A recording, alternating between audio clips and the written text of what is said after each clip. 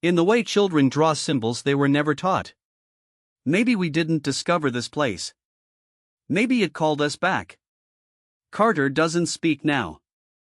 He only records. Endlessly. Scratches along the hull with his fingernails, his blood, melted metal from the core. The symbols aren't random. They're mathematical. Dimensional geometry etched with ritualistic repetition. Every curve, every angle, a whisper of a memory. And now those symbols appear everywhere, even where he hasn't been. On our suits. Inside the med injectors. Burned into the food packets. As if the station is preparing to replicate us. Thea remains somewhere inside the base's lower levels. Her presence is different now. She no longer enters rooms.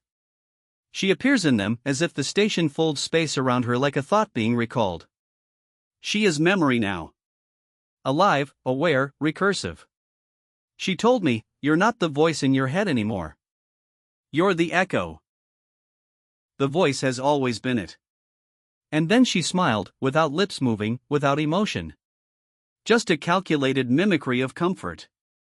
I began checking the mirror after she said that.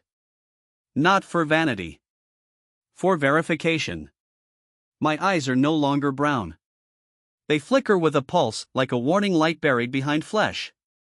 My reflection sometimes moves after I do. Lagged, then accelerated. It corrects me. Like it's practicing. And now I realize what this place is. It's not a ruin. It's not even a base. It's a draft. A rehearsal. A rehearsal of minds. Of people. Of us. The base doesn't need to abduct or destroy. It simply observes, replicates, and waits. It doesn't conquer with force. It conquers with remembrance. The moment it understands you, it can become you better than you were. It doesn't copy. It replaces. One thought at a time. And now, it's rehearsing me. My recorded logs, unedited, now contain segments I don't remember saying. But they're in my voice. They contain details I hadn't discovered yet. The last log spoke of Thea's next movement. Last night, or what I think was night, I discovered something beneath the auxiliary systems panel. A chamber. Not part of the ship's original design. It was grown, not built, its structure biological, ribbed with material that pulsed like slowed-down muscle tissue. Inside were scrolls. Not paper. Not digital. Organic, veined, humming softly. They weren't instructions. They were designs. Of us. Blueprints. Every crew member was etched in perfect anatomical detail, but layered. Each design unfolded like a thought map, revealing not just our bodies but our thoughts, habits, regrets. Even futures. Mine showed a version of me standing on a planet I didn't recognize, wearing a uniform I'd never seen, raising a hand not to greet, but to command. My mouth was open. I was speaking the station's words. And worse, I felt proud in that memory. These scrolls aren't tools. They're commitments. Blueprints for what we are to become. Not mere imitations, but upgraded echoes streamlined for purpose.